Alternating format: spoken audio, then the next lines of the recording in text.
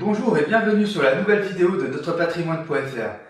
Je suis Michael Hospital et aujourd'hui nous allons voir comment calculer une rentabilité.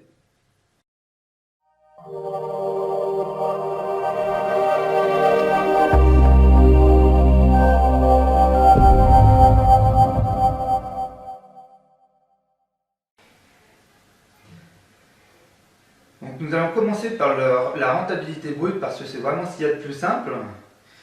Elle est calculée par rapport au prix d'acquisition du bien. Il faut savoir que le prix d'acquisition du bien, c'est pas le prix du bien en lui-même, mais le prix du bien plus les frais de notaire, les frais de banque et les frais annexes.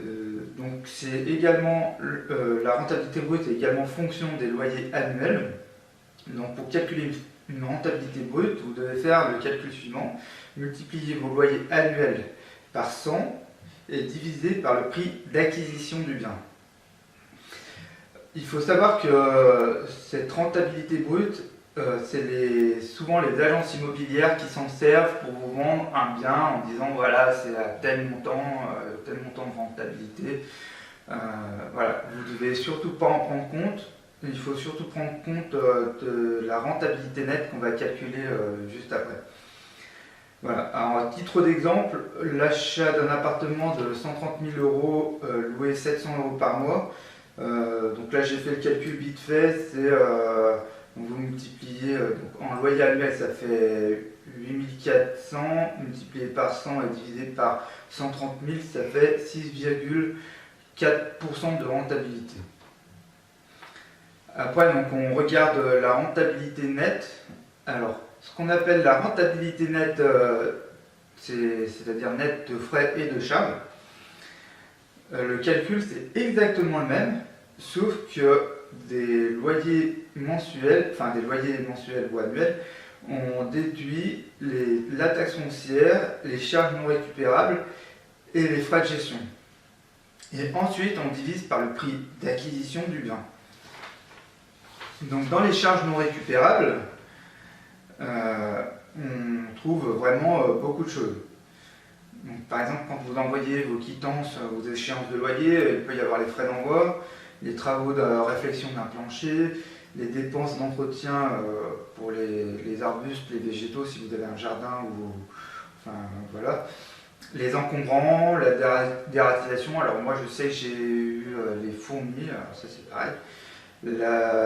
Les travaux de nettoyage et graffiti, les conteneurs d'ordures ménagères à louer, les boîtes aux lettres, les frais d'achat de compteurs, les dégorgements des canalisations d'eau usée, et il y en a encore d'autres. Alors après, il faut voir spécifiquement par rapport à votre cas.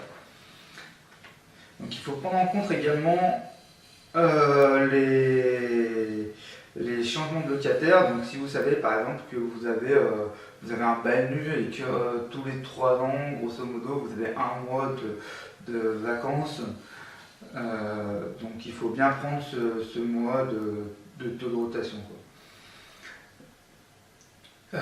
Voilà. Après il y a les travaux d'entretien, les frais de gestion. Par exemple, il faut savoir qu'une agence prend en général 6-7%, peut-être plus. Et puis les assurances également de loyer impayé. À même titre d'exemple, j'ai pris le même appartement, 130 000 euros, loué 700 euros par mois. La taxe foncière, j'ai pris grosso modo 8%, 672 euros par mois. Charges non récupérables, j'ai pris l'exemple d'un appartement qui avait cette valeur, 400 euros par mois, 400 euros par an. Frais de gestion, pareil, 550 euros par an. Donc, charges non récupérables, c'est environ 1600 euros par an. Donc, sur le même calcul, j'arrive à 5,2% au lieu de 6,4%. Voilà, c'est fini pour aujourd'hui. Vous pouvez télécharger mon e-book à droite ou à gauche. Et vous pouvez également vous abonner à ma chaîne YouTube en bas. Et on se retrouve dans une prochaine vidéo. Salut!